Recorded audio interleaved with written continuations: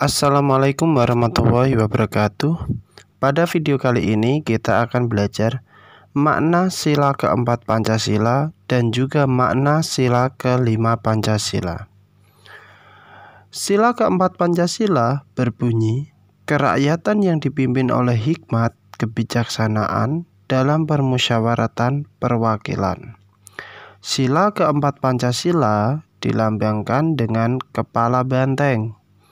Banteng merupakan binatang sosial yang suka berkumpul, sama halnya dengan manusia, di mana dalam pengambilan keputusan harus dilakukan secara musyawarah.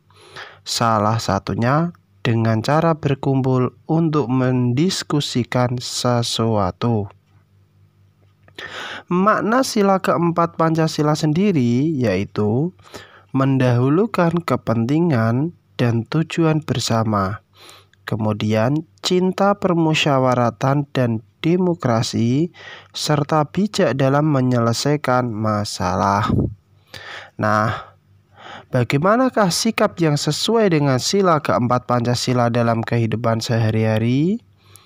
Antara lain, yang pertama, mengutamakan kepentingan masyarakat, bangsa, dan negara. Selanjutnya, tidak memaksakan kehendak orang lain. Lalu, mengutamakan musyawarah dalam mengambil keputusan untuk kepentingan bersama. Kemudian, musyawarah untuk mencapai mufakat berdasarkan semangat kekeluargaan. Yang kelima, menerima serta melaksanakan hasil keputusan musyawarah dengan penuh tanggung jawab. Yang keenam, musyawarah dilakukan dengan akal sehat dan sesuai dengan hati nurani yang luhur. Jadi kesimpulannya, sila keempat Pancasila ini membahas tentang musyawarah dan mengutamakan kepentingan orang banyak. Jadi, saat kalian berada di suatu kelompok, kalian tidak boleh memaksakan kehendak kalian kepada teman-teman kalian. Lalu, apabila hasil musyawarah sudah tercapai, maka kalian harus tetap menjalankan hasil keputusan itu dengan penuh tanggung jawab. Meskipun hasil keputusan tadi tidak sama dengan apa yang menjadi pendapat kalian. Nah, inilah pentingnya makna sila keempat Pancasila dalam kehidupan sehari-hari.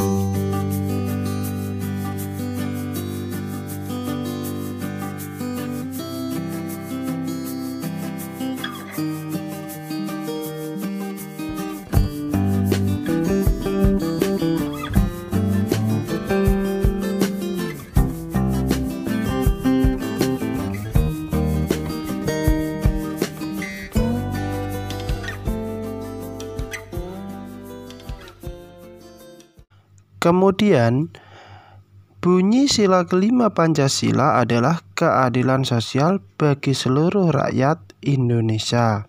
Sila kelima Pancasila dilambangkan dengan padi dan kapas. Lalu, makna sila kelima Pancasila adalah sebagai berikut. Adil tidak berarti harus sama. Kemudian, mau bekerja keras. Yang ketiga, menganggap bangsa sendiri sederajat dengan bangsa lain. Yang keempat, mengakui kedaulatan baik bangsa sendiri maupun bangsa lain. Kemudian apa saja sih sikap yang sesuai dengan sila kelima Pancasila? Nah, berikut contohnya. Yang pertama, mengembangkan perbuatan-perbuatan luhur yang mencerminkan sikap dan suasana kekeluargaan dan kegotong royongan. Nah, ini biasanya kita lakukan dengan cara menjenguk teman yang sakit atau menjenguk tetangga kita yang sakit. Kemudian yang kedua yaitu bersikap adil, lalu menjaga keseimbangan antara hak dan kewajiban. Jadi tidak hanya meminta hak saja dan tidak mau menjalankan kewajiban, tetapi harus seimbang antara hak dan kewajiban. Misalnya, kita sebagai siswa berkewajiban untuk belajar, namun kita juga memiliki hak. Nah, hakmu itu berarti kalau berangkat ke sekolah, kamu mendapat, iya betul, uang saku. Itu hak. Itu hanya sekilas saja tentang contoh hak dan kewajiban.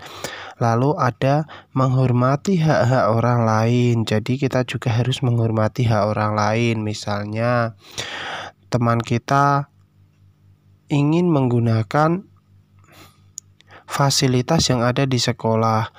Nah, kita juga harus mau bergantian. Misalnya tempat bermain atau ayunan yang ada di sekolah, kita harus mau berbagi dengan teman kita.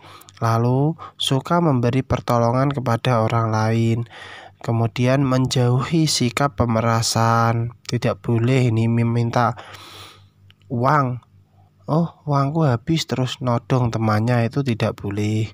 Kemudian kita harus tidak bersifat boros. Jadi kalau misalnya uang saku kalian banyak, jangan langsung dihabiskan untuk jajan. Kalian bisa menabung sedikit uang kalian.